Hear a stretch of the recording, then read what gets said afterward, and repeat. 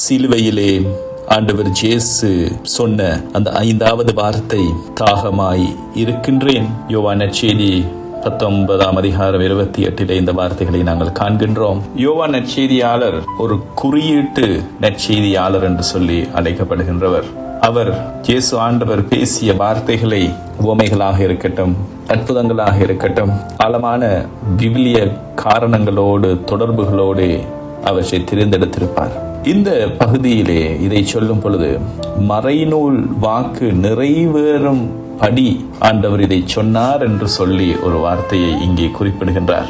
மறைநூலை தேடி பார்க்கும் போது அன்பார்ந்த சகோதர சகோதரிகளே, திருப்பாடல் 69:21 நாங்கள் காணக்கூடிய இந்த வார்த்தைகள் இந்த அனுபவத்தோடு மிக நெருங்கி செல்வதாக எங்களால் அவதானிக்க முடியும். என் தாகத்திற்கு அவர்கள் புளித்த திராட்சை ரசத்தை குடிக்க கொடுத்தார்கள். என் வலிமை ஓட்டை போல் வறண்டு போயிற்று. என் நாவு மேல் வாயோடு ஒட்டி கொண்டது என்று 22வது திருப்பாடல்ல 15ஆம் வசனத்தில் காணக்கூடிய அந்த வரிகள். இறைவனுடைய தாகம் என்பது ஒரு மிகப்பெரிய முரண் நகையாகும். ஐரணி. வாழ்வு தரும் தண்ணீரை வழங்கியவர், அந்த சராசரங்களின் நீரூற்றாய் இருப்பவர் இப்பொழுது தாகமாய் இருக்கிறேன் என்கின்றார். இதனுடைய பொருள், கடவுள் மனிதர் மீது கொண்ட அந்த அன்பின் நிமித்தம், அந்த அன்பிற்காக தன்னுடைய மகனை அளிக்கும் அளவிற்கு அவர் திருவலம் கொண்டார். அவை ஆண்டவர் இயேசு பேசிய இந்த வார்த்தைகள் இறைவனுடைய தாகத்தை பற்றி, மனிதன் மீது அவர் கொண்டிருக்கின்ற அந்த அன்பின் தாகத்தை நினைவூட்டி நிற்கின்றது. இன்னும் சற்று ஆழமாக நாங்கள் சென்று பார்த்தோம் என்று சொன்னால், ஒரு யூத பாஸ்கா விருந்திலே 4 கிண்ணங்கள் மது அருந்தப்படும். இயேசு தனது இறுதி இரவு உணவின் போது 3வது கிண்ணத்தோடு அவர் நிறுத்திக் கொள்கிறார். திராட்சை பழ ரசத்திலிருந்து இனி நான் குடிக்கப் போவதில்லை என்று அவர் கூறினார். இந்த முடிச்சை அவிழ்க்க இயேசுவினுடைய பாஸ்கா விருந்து அந்த மேல் மாடியிலே முடியவில்லை. அது மறுநாள் சிலுவையில் முடிகிறது. அந்த 4வது கிண்ணம், அது மீட்பின் கிண்ணம், the cup of restoration. சிலுவையில் அவர் தாகமாக இருக்கிறேன் என்று சொன்ன அந்த வேளையில வலிமையாக அவருக்கு தண்ணீர் வழங்கி இருக்க வேண்டும். ஆனால் அவர்கள் அந்த புளித்த திராட்சை மதுவை அவருக்கு கொடுக்கின்றார்கள். அவர் அதை சுவைக்கின்றார். அவரது பாஸ்கா பலி முழுமை அடைகிறது. அந்த கடமை நிறைவேற்றத்தின் அடையாளமாக ஆண்டவர் இயேசு கீழ்ப்படிவினால் எமக்கு மீட்பை பெற்று தந்தார். யோவான் நற்செய்தி 4:34 நாங்கள் காண்போம், என்னை அனுப்பியவரின் திருவுளத்தை நிறைவேற்றுவதும் அவர் ஒப்படைத்த வேலையை செய்து முடிப்பதுமே என்னுடைய உணவு என்கிறார். நான் தாகமாக இருக்கிறேன் என்று சொல்லி ஆண்டவர் சொன்ன அந்த வார்த்தை தந்தையினுடைய சித்தத்தின் மீதான தாகம். இந்த தாகம் தண்ணீருக்கான, உணவிற்கான தாகம் அல்ல, கீழ்ப்படிவினால் தந்தையின் திருவுளத்தை நிறைவேற்ற வேண்டும் என்கின்ற அந்த தாகம். ஆகவே சிலுவையில் ஆண்டவர் இயேசு தாகமாய் இருக்கிறேன் என்று சொல்லும் பொழுது அவர் தண்ணீருக்காக எங்கவில்லை, மாறாக பிதா தந்தையிடம் தந்தை அவருக்கு கொடுத்த அந்த பாத்திரத்தை இறுதி வரை குடித்து முடிக்க அவர் தாகமாக இருந்தார். இந்த கிண்ணம் என்னை விட்டு அகல கூடுமானால் கூடட்டும் என்று சொல்லி செபித்தவர். ஏனென்றால் அந்த வேதனையின் உச்சம் அது. ஆனால் இது என் விருப்பம் அல்ல, உம் விருப்பம் போல் நடக்கட்டும் என்று சரணடைந்த ஆண்டவர் அந்த கிண்ணத்தை இறுதி வரை அதை பருகினார். தந்தை என்னிடம் கொடுத்த வேலை இன்னும் சில நொடிகள் முடிய போகிறது, அதை முடிப்பதற்கான தாகம் என்னுள் எரிகிறது என்பதே அதனுடைய பொருள். சகோதர சகோதரிகளே, யோவான் நற்செய்தியாளர் இயேசு இதை சொன்னதற்கு ஒரு காரணத்தை குறிப்பிடுகிறார் என்று சொல்லி நாங்கள் பார்த்தோம். மறைநூல் வாக்கு நிறைவேறும்படி என்று சொல்லி. இது ஏன் முக்கியமானது என்று சொன்னால், யூத சட்டப்படி ஒரு பலி என்பது அதன் அனைத்து விதிமுறைகளையும் முறையாக பூர்த்தி செய்ய வேண்டும்.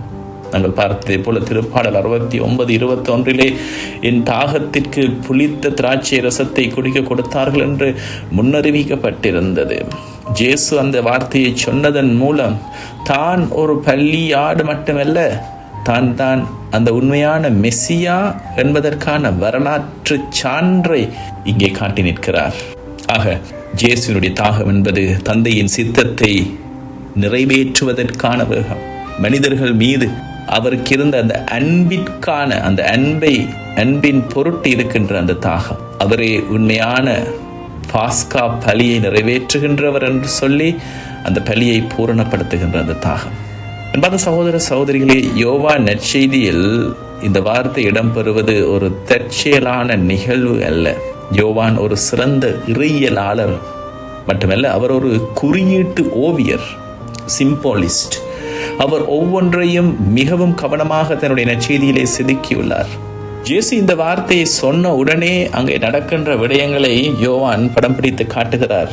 ரோம வீரர்களில் ஒருவன் நீண்ட கோலிலே கடல் பஞ்சை நனைத்து ஈசோப்பு தண்டு வழியாக அவர் வாய்க்கு கொண்டு சென்றார்கள் என்று யோவான் குறிப்பிடுகிறார். இது மிகப்பெரிய ஒரு குறியீடு. ஈசோப்பு தண்டு என்பது சகோதர சகோதரிகளே பாஸ்கா ஆட்டுக்குட்டியின் அடையாளம். யோவான் 19:29 நாங்கள் காணக்கூடிய இந்த ஈசோப்பு தண்டு வரலாற்றிலே நாங்கள் காண்கிறோம். எகிப்தில் முதல் பாஸ்கா விழாவின் இஸ்ரேல் மக்கள் ஆட்டுக்குட்டியின் இரத்தத்தை இந்த ஈசோப்பு தண்டால் தான் தங்கள் வீட்டு வாயில் படிகளில் பூசினார்கள். விடுதலை பயணம் 12:22 பார்க்கிறோம். அந்த ஆட்டுக்குட்டியின் இரத்தத்தை பூசியவர்கள் வீடுகள் கடந்து செல்லப்பட்டன, மீட்பை பெற்றுக் கொண்டார்கள். இதோ இந்த உலகத்தின் பாவத்தை போக்குகின்ற செம்மறி ஆனவர் என்று யோவான் நற்செய்தியின் முதலிலே சொன்னவர். அந்த ஆட்டுக்குட்டியினுடைய பலி இப்பொழுது பலி பீடத்திலே அவர் சிலுவையிலே இருக்கிற அந்த வேளையில அந்த பழைய பாஸ்கா இரத்தத்திற்கு பதிலாக இப்பொழுது புதிய பாஸ்கா ஆட்டுக்குட்டியின் இரத்தம் சிந்தப்பட தயாராக இருக்கிறது. ஆகவே இந்த வார்த்தை, இந்த ஈசோப்பு தண்டு என்பது மிக மிக முக்கியமான ஒரு சாவி இதை புரிந்து கொள்வதற்கு. தொடர்ந்து நாங்கள் பார்க்கும்போது என்பது சகோதர சகோதரிகளே, இந்த ஈசோப்பு தண்டு எகிப்திய அடிமைத்தனத்திலே இருந்த இஸ்ரேல் மக்களுக்கு ஈசோப்பு தண்டு ஒரு முக்கியமான ஒரு குறியீட்டு வார்த்தை. அவர்கள் மரணத்திலிருந்து தப்பிப்பதற்கான ஒரு அர்த்தத்தை கொண்டது. இந்த ஈசோப்பு என்பது ஒரு வகையான புல் தாவரம். இதன் இலைகள் துரிகை போல இருக்கும். பாஸ்கா ஆட்டுக்குட்டியின் இரத்தத்தை இதில் நனைத்து வாசலிலே பூசினார்கள். அதே போல தொழு நோயாளர்களை சுத்திகரிக்க லேவியர் 14 நாங்கள் காண்போம்.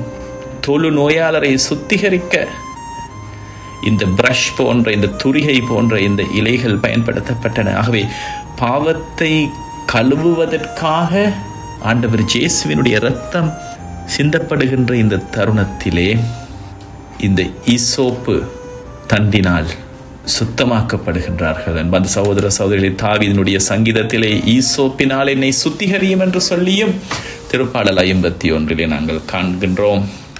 ஆகவே இயேசுவினுடைய வாயிலே இந்த ஈசோப்பு தண்டு, அந்த ஈசோப்பு தண்டிலே புளித்த திராட்சை மதுவை, வினிகரை வைத்து வழங்கப்படும் பொழுது யோவான் குறிப்பிட்டு சொல்லுகின்ற செய்தி இதுதான்.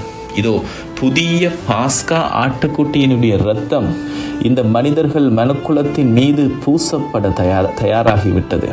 உலகின் பாவங்களை போக்க வந்திருக்கிற இந்த செம்மறி ஆட்டுக்குட்டியினுடைய இரத்தம் இந்த வெளியிலே இந்த உலகின் பாவத்தை கழுவுகின்ற நேரம் வந்துவிட்டது என்று சொல்லி, என்பவர்களையும் இந்த புளித்த திராட்சை ரசம், இந்த வினிகர், அதனுடைய அர்த்தம் ஆண்டவர் இயேசுவுக்கு ஏன் தண்ணீரை கொடுக்காமல் இந்த புளித்த திராட்சை ரசத்தை கொடுத்தார்கள் என்றால், வரலாற்றிலே சிலுவையில் இருந்தவர்களுக்கு போதை ஏற்றி வலியை மறக்கச் செய்ய வெள்ளை போலம் கலந்த திராட்சை மது கொடுப்பார்கள். ஆனால் மாற்கு நற்செய்தி 15:23 நாங்கள் பார்க்கிறோம், இயேசு அதை மறுத்து விட்டார்.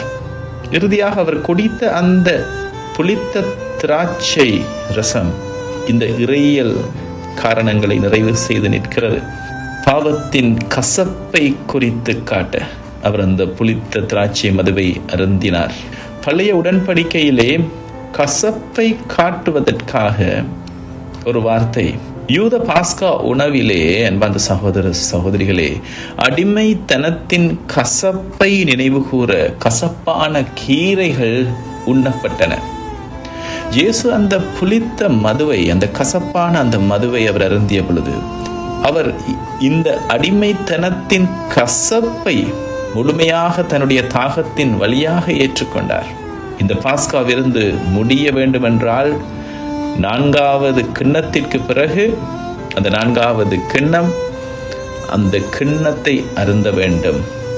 வாழ்வு தரும் தண்ணீராக தன்னை சொன்னவர், ஏன் அந்த வாழ்வு தரும் தண்ணீர் என்னிடம் இருந்து பீரிட்டு செல்லுகின்றது என்று சொல்லி யோவான் நற்செய்தி 7:38-39 அவர் தன்னை அறிவித்தவர் இந்த வேளையிலே தாகமாக இருக்கிறேன் என்று சொல்லுவது.